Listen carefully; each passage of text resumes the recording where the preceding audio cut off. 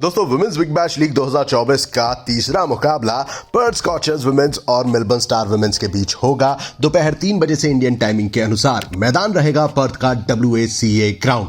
Well, अगर आप दोनों टीम्स की तरफ नजर डालें तो पर्थ स्कॉचर्स जो कि पिछले सीजन में 8 में से 6 मुकाबले जीती थी और अनफॉर्चुनेटली एलिमिनेटर राउंड में ब्रिस्बेन हीट के हाथों हार का सामना करा था, वहीं मेलबर्न स्टार्स ने पिछला सीजन 7वें पायदान पर खत्म किया था। अब अगर हम इस करंट सीजन की बात करें तो सोफी डिवाइन, दयालन, हेमलता जैसी खिलाड़ी शुरुआत के कुछ मुकाबलों में अवेलेबल नहीं रहेंगी और इनकी गैर मौजूदगी में बेथ मूनी टीम की कमान संभालती नजर आएंगी। कुछ चेंजेस हमें मेलबर्न स्टार्स की ओर से भी देखने को मिले हैं, जिन्होंने पिछले सीजन के बाद इस सीजन में Meg Lanning, Marizanne Kapp, Annabel Sutherland, Deepti Sharma जैसे खिलाड़ियों को टीम में शामिल किया है। यस्तिका भाटिया और दीप्ति शर्मा दोनों ही शुरुआत के कुछ मुकाबलों में खेलती नजर नहीं आएंगी।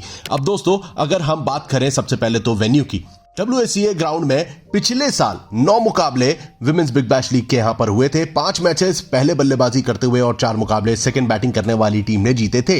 लोएस्ट स्कोर हॉबार्ट हरिकेन्स का था 88 रन्स फॉर 10 विकेट्स और हाईएस्ट स्कोर गया था ब्रिस्बेन हीट का 197 रन्स। दोस्तों, अगर बॉलर्स के प्रदर्शन की बात करें तो 9 मैचेस में 112 विकेट चटकाए गए थे। 61 विकेट पेसर्स ने और 51 विकेट स्पिनर्स की झोली में गिरे थे। पर्थ का यह मैदान स्पिनर्स को भी उतनी ही तवज्जो देता है और ऐसे में एक बार फिर कैप्टन जो है टॉस जीतकर पहले गेंदबाजी करना पसंद कर सकते हैं, just to be on a safer side. रही बात हेड टू हेड कंपैरिजन की तो पर्थ और मेलबर्न स्टार्स के बीच टोटल 19 मुकाबले हुए हैं। पर्थ ने 10 मैचेस और मेलबर्न स्टार्स ने 9 मुकाबले अपने नाम करे हैं। वहीं अगर हम लास्ट 5 मैचेस की बात करें तो यहां पर मेलबर्न स्टार्स का पलड़ा भारी नजर आता है विद 3 मैचेस और स्कॉचर्स ने अभी तक 2 मुकाबले जीते हैं। ये तो हुई बात अभी तक के सफर की।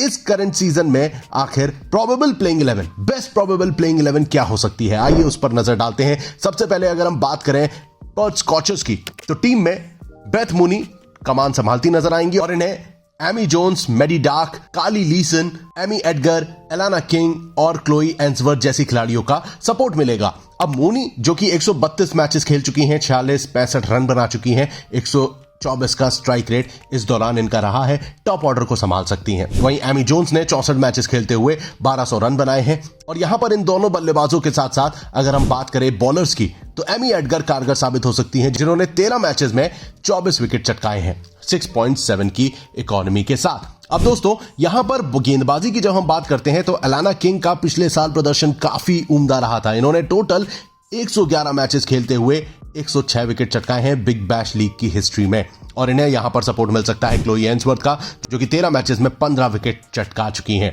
तो यह है पूरा लेखा जोखा पर्थ स्कॉचर्स का। इनके ओपोनेंट्स की अगर हम बात करें मेलबर्न स्टार्स तो यहां पर टीम को मैग लेनिंग, एनाबेल सुदरलैंड और मारिजानी केप जैसी खिलाड़ी टॉप ऑर्डर संभालती नजर आ सकती हैं।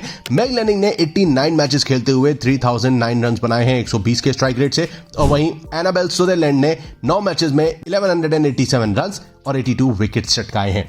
ऑलराउंडर की जब हम बात करते हैं तो मारिजानी केप भी इसी श्रेणी में आती हैं। दोनों ही सुदरलैंड और मारिजानी कप दोनों ही मेलबर्न स्टार्स के लिए एक बेहतरीन ऑलराउंडर का विकल्प है। 125 मैचेस में 1258 रन बनाए हैं मारिजानी कप ने और 124 विकेट भी चटका चुकी हैं। अब अगर हम बात करें मेन स्ट्रीम बॉलर्स की तो यहां पर किम गार्थ और सोफी डे, ये 2 ऐसी खिलाड़ी हैं जो कि टीम का बॉलिंग अटैक संभाल सकती हैं।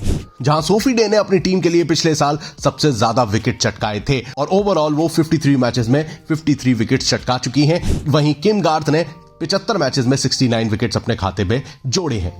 फाइनल कंक्लूजन की ओर बढ़े तो दोस्तों, टॉस के लिहाज से एक बार फिर कैप्टन टॉस जीतकर पहले गेंदबाजी करना पसंद करेंगे। चेस करना यहां पर ज्यादा फायदेमंद साबित हो सकता है। और जहां तक बात है टीम की, दोनों ही टीम के कुछ की प्लेयर्स शुरुआती कुछ मुकाबलों में अवेलेबल नहीं रहेंगे।